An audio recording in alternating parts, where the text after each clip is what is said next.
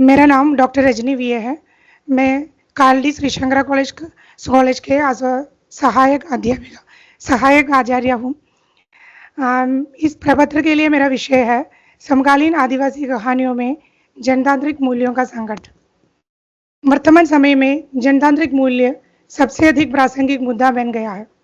भारत एक जनतांत्रिक देश होने के नाते देश का हर नागरिक अपने कुछ अधिकारों की मांग करता है। रोटी, कपड़ा और मकान के अतिरिक्त अपनी सामाजिक अस्मिता को बनाए रखने हेतु मानव अन्य अधिकारों को भी पाना चाहता है। इसमें स्वतंत्रता, समानता, न्याय, नागरिक सहभागिता एवं मानवाधिकार का अहमियत है।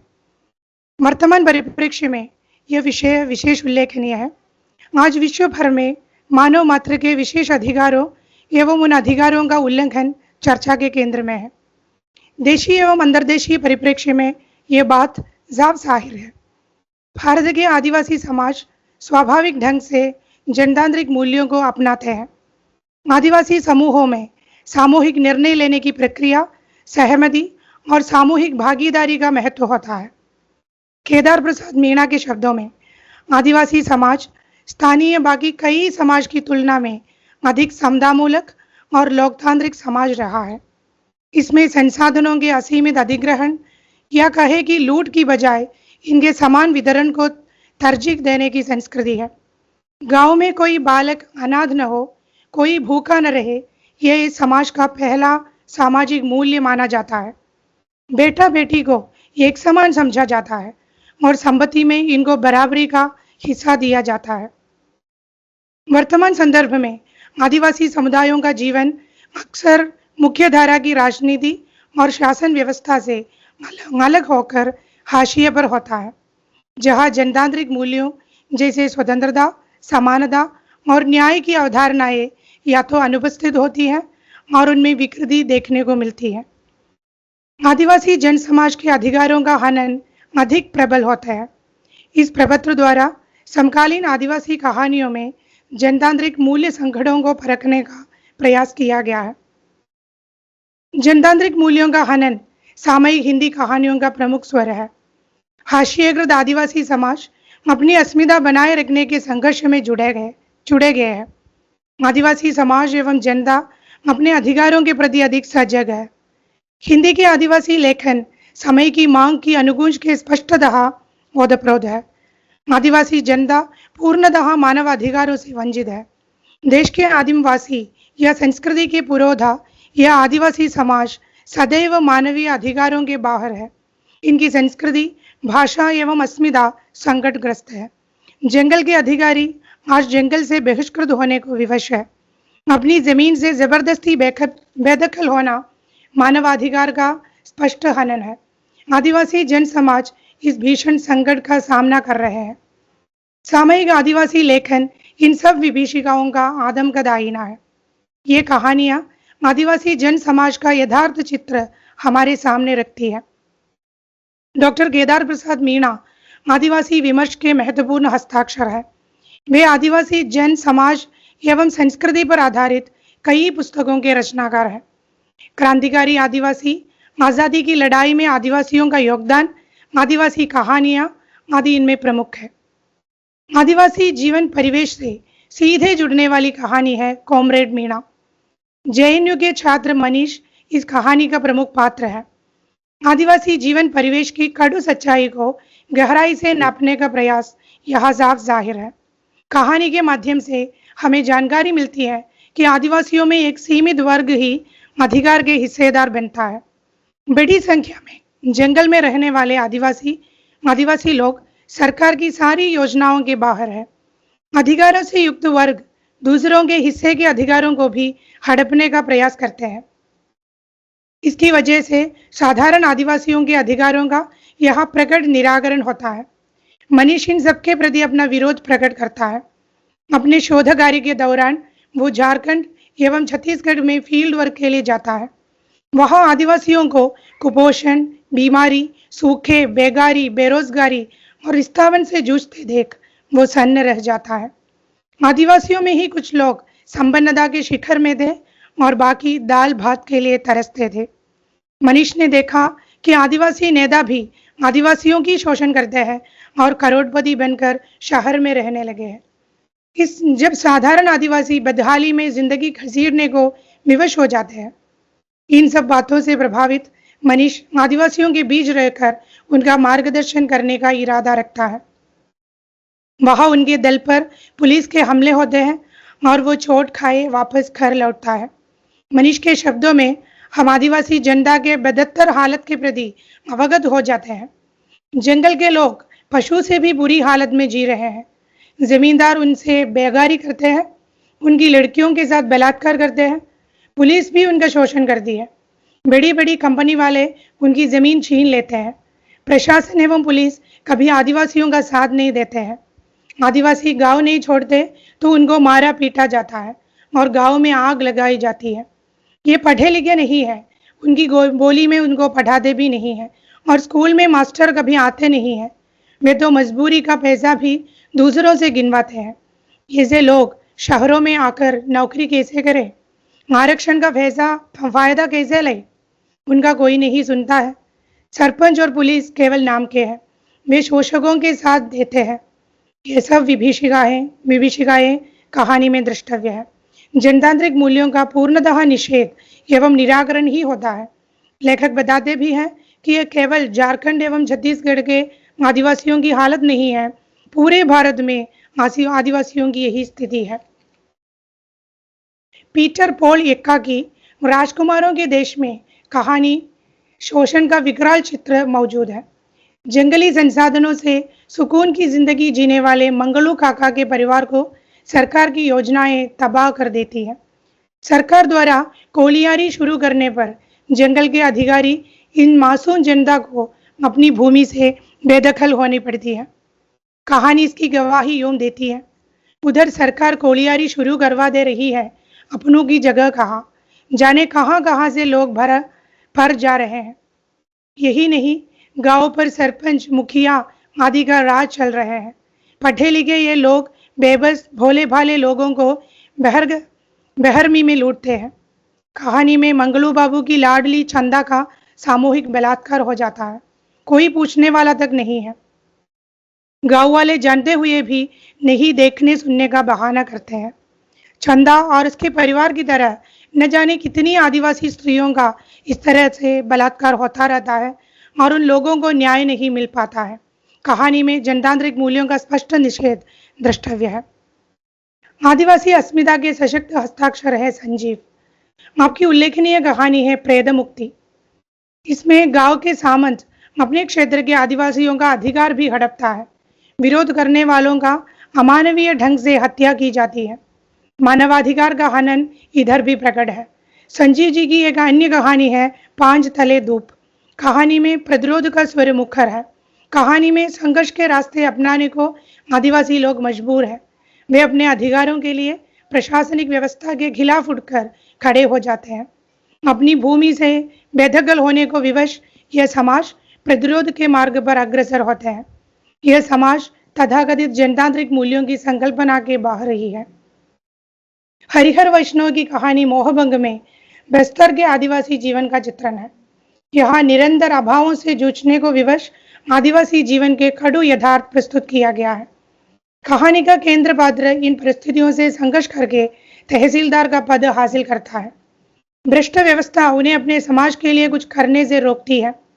आदिवासियों की अभावात्मक दशा देखकर वो नौकरी छोड़कर राजनीति में प्रवेश करता है। वे चुनाव जीतकर मंत्री तक बनता है। उन्हीं के समय आदिवासियों पर भीषण वारदातें होती है और आदिवासी लड़कियों के साथ बलात्कार होता है। ऊंचे तबके के लोग शामिल होने के कारण जांच तक नहीं होती है। इस पर उसका राजनीति में मोहभंग हो जाता है। इधर जनतांत्रिक मूल्यों का खुला उल्लंघन द्रष्टव्य है। आदिवासी की रक्षा करने के लिए सत्ता तक अपर्याप्त है। सालो अश्विनी कुमार पंकज की कहानी है। इसमें उराव आदिवासी समाज की महिला सालो प्रमुख पात्र है। इस कहानी में भी शोषण तंत्र के सभी अंक, पंच, महाजन, राजनीतिक सभी मौजूद है। स्वनिर्णय के अनुसार पति चुनने का अधिकार औरत को नहीं है। सालों ने अपनी इच्छा के अनुसार पति चुन लेती है तो उसके संबंध को अवैध ठहराई जाती है। उसके लिए उसे जुर्माना देनी पड़ती है। जुर्माना नहीं है तो अपनी पुश्तैनी जमीन देनी है। इधर शोषण का विराट स्वरूप सामने आता है। आदिवासियों से जमीन हड़पने के लिए सत्ताधारी लोग साजिश रचते हैं। उस जमीन के पास से बाईपास रोड आने वाला है। विकास के नाम पर विस्थापन, तथाकथित जनतांत्रिक मूल्यों का निषेध है। सालों कहानी में यही समस्या को उठाई गई है। सालों में प्रतिरोध का स्वरूप ही देख सकते हैं। लक्ष्मण प्रसाद की जंगल में सड़क कहानी में भी विस्थापन प्रमुख मुद्दा है। जंगल में सड़क बन रही है। यह सड़क जंगल वासियों के लिए नहीं है।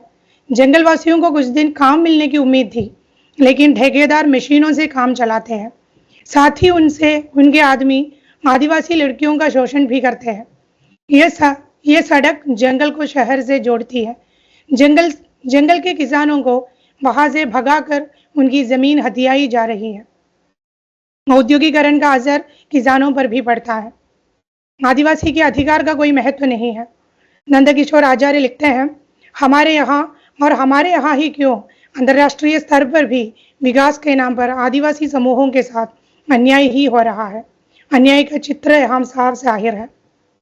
आदिवासी लेखन में सबसे जाना माना नाम है रमणिका गुप्ता। आपकी कहानी पर्वतिया विवाह के रूप में अधिकारों के हनन का जीता जागता चित्र प्रस्तुत करती है। पर्वतिया इस कहानी का केंद्र पात्र है। कम उम्र में ही उसकी शादी नापसंद व्यक्ति के साथ हो जाती है। उसके द्वारा ठुकरा जाने पर जायदाद में बंटवारा न हो, इसके लिए उसकी शादी अपनी ही बड़ी बहन के पति से करवाई जाती है। अपने से 20 वर्ष से बड़े पति के साथ अनचाही जिंदगी जीने के लिए वो मजबूर है। समता एवं स्वतंत्रता जैसे जनतांत्रिक मूल्य पर्वतिया की जिंदगी में अमूर्त है। स्त्री के मानवाधिकार पर हमला रमणिका गुप्ता के बहु जुटाई कहानी में भी मौजूद है। ये महिलाएं जीवन की विपरीत परिस्थितियों में समाज की विकृतियों को झेलती तथा उनसे जूझती रही। ये महिलाएं नारी अस्मिता के संघर्ष की आवाज है। कोयला खदानों के सरकारीकरण के पहले और बाद मुख्यधारा के लोगों के साथ मेलजोल के कारण ये स्त्रियां एक मिली जुली संस्कृति के शिकार होती रही। इनका आर्थिक और दैहिक शोषण किया गया। जिंदा रहने के लिए कहानी में रमणिका गुप्ता जी की मजबूरी का बयान करती है। विस्थापन और शहरीकरण का शिकार होकर जिंदा रहने के लिए ये लोग जंगलों को काट काट कर सस्ते में शहरों में बेच रहे हैं। जो दारू हड्डियों का कार्य करते हैं वे ऐसा इसीलिए करते हैं कि उनके पास जीने के लिए दूसरा विकल्प नहीं है। राकेश कुमार वत्स की कहानी अवशेष में आदिवासी स्त्री के मान सम्मान को लूटने की गाथा है। इसमें दिखाया गया है कि मुख्यधारा के समाज की नज़र में आदिवासी स्त्री सिर्फ मनोरंजन का साधन है। उनकी मासूमियत और भोलेपन का गलत फायदा उठाया गया है। कहानी का पात्र चावला आदिवासी स्त्री के मना करने पर भी जबरदस्ती उसे शराब पिलाना चाहता है। निजी अस्मिता का कद्र रखने वाली यह स्त्री इसका विरोध करती है। इधर आदिवासी स्त्री के स्वत्व पर प्रहार करने को तुले तथाकथित सभ्य मनुष्य का पर्दाफाश हो गया है। झारखंड के पलामू जिले में जन्मे राकेश कुमार सिंह ने हिंदी साहित्य जगत में काफी योगदान किया है। आपकी नाम अज्ञात कहानी आदिवासी जनता की दरकती अस्मिता की साक्षी है। नक्सलबाड़ी एवं पुलिस के अत्याचार कहानी का विषय है। आदिवासियों को लूटने में पुलिस ही सबसे आगे है। कहानी का मुख्य पात्र आदिवासी युवक जरिया है। गाड़ी से निकले पुलिस के जवान किसी घायल मुसाफिर की मदद करने के बजाय मरे लोगों पर भी पीने पड़े थे। आनन फानन में मृतक स्त्रियों के नाक कान से गहने नोच रहे थे। पुलिस की इस कार्रवाई पर विरोध करने पर पुलिस जरिया को बुरी तरह मारती है। पुलिस बिल्कुल अमानवीय ढंग से पेश करती है। एक सिपाही ने उसकी पसलियों में बूट की ठोकर मारी, जरिया निश्चल। दूसरे ने झुककर सीने पर हाथ रखा, धड़कन गायब थी। तीसरे ने नब्ज ढूंढने की नाकाम कोशिश की, पर नब्ज भी नदारत। आंखों में तेतरी की सूरत, कानों में तेतरी की पायल की झुनझुन, सांसों में तेतरी के बालों की खुशबू भी सांस संजोए जरिया इस वानी दुनिया से कूच कर चुका था। इस साल जंगल में गुजरे चंद ही दिन उसकी मौत का सामान बन गए थे। उन्होंने उसे मरे सुअर सा खींचकर एक गड्ढे में डाल दिया और फिर उसकी लाश की छाती में 3-4 गोलियां झोंक दी। किस्सा खत्म। इसके बाद नई किस्सा गठाई गई। नक्सलाइट को पुलिस ने मार दिए। जरिया की लाश की गर्दन में एक तखी बांधकर लटका दी गई, जिस पर चूने से टेढ़े मेढ़े अक्षरों में लिखा गया, नाम अज्ञात, उम्र लगभग 30 वर्ष, पेशा लूटपाट आतंकवाद, अपराध मृत यात्रियों के सामान खसोड़ने या पुलिस बल की राइफल लूटने का प्रयास। नोट, पुलिस मुठभेड़ में मारे गए इस आतंकवादी की शिनाख्त करने वाले को 500 रुपये नकद इनाम। आदिवासियों को ऐसी अमानवीय स्थितियों से रोज गुजरना पड़ता है। उनके लिए कोई जनतांत्रिक मूल्य नहीं है। पुलिस का विरोध करने वालों को नक्सलाइट बनाया जाता है। कोई पूछने वाला नहीं है। उनकी अस्मिता संकटग्रस्त है। हमारी मानवीय संवेदनाओं को गहराई से छूती है। राकेश कुमार सिंह का कहानी संग्रह महुआ, मांदल और अंधेरा आदिवासियों के विरुद्ध उठाए गए ऐसे अमानवीय अत्याचारों का जीवंत दस्तावेज है। महाश्वेता देवी की कहानी इथवा मुंडा ने लड़ाई जीती, इथवा मुंडा और मंगल की कहानी है। इथवा मुंडा के माँ बाप की मृत्यु हो गई थी। उसका दादा मंगल उसे पढ़ा लिखा कर एक अच्छा इंसान बनाना चाहता है। मंगल मोती बाबू के यहाँ काम करता था। इथवा भी गांव में उनकी मदद करता था। मोती बाबू नहीं चाहता था कि मुंडा जाति शिक्षित हो, क्योंकि उनके पढ़े जाने से खेती के लिए मजदूर कहाँ से आते, जानवरों को कौन चराएगा। शोषण तंत्र का भीषण दृश्य यहाँ साफ दृष्टिगोचर होती है। मंगल सभी को पढ़ने के लिए कहता है, जिससे लोग आगे बढ़ सके। उनका मानना है कि शिक्षा बहुत जरूरी है। अनपढ़ होने के कारण उन्हें पता ही नहीं चलता कि सरकार उनके लिए कौन कौन सी योजनाएं चलाती है। आदिवासियों के लिए एक प्रमुख समस्या यह भी है कि उनके खाने का बंदोबस्त नहीं हो पाता। इस कारण वे लोग अपने बच्चों को पढ़ने के बजाय काम पर भेजना पसंद करते हैं। आदिवासी के पास जमीन नहीं होती, तब उसका चूल्हा भी नहीं जलता। आदिवासी लोग अपने बच्चों को शिक्षित तो करना चाहते हैं, लेकिन वे अपने पेट के आगे विवश है। आदिवासी जनसमाज बुनियादी अधिकारों से भी वंचित है। पेट भरने तक के लिए उन्हें संघर्ष करना पड़ता है। यही दयनीय स्थिति का ब्यौरा इथवा मुंडा ने लड़ाई जीती हमारे सम्मुख दिखा दिया है। प्रभात की कहानी अकाल की भीषणता को शब्दबद्ध किया गया है। सारे दिन की जीतोड़ मेहनत के बावजूद भी आदिवासी रोटी के लिए तरसते हैं। रोटी सबका मूलभूत अधिकार होते हुए भी ये लोग इनसे वंचित है। इधर गन्ने बेचने वाले लड़के के गन्ने घींच कर खाना भूख की भीषणता को दर्शाती है। काम पर जाने वाली रस्सों को एक रोटी से दिन भर की भूख मिटानी पड़ती है। एक दिन पर काम नहीं जा पाती तो उसका नाम लिस्ट से काटा जाता है। ऐसे शोषण का विकराल चित्र इस कहानी में पूरी जीवंतता के साथ मौजूद है। आदिवासी जन समाज जनतांत्रिक मूल्यों के स्पष्ट निषेध के शिकार है।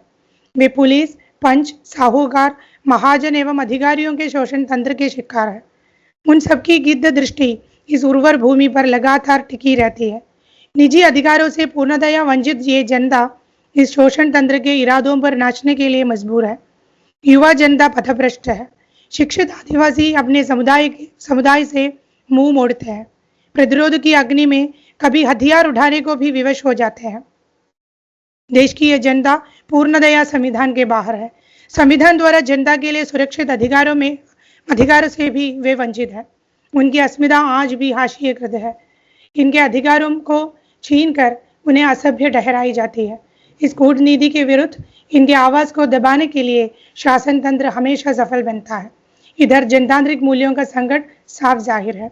इतना कहकर मैं अपनी बात को, अपने प्रपत्र को यहाँ समेटती हूँ। सबको धन्यवाद। धन्यवाद रजनी जी।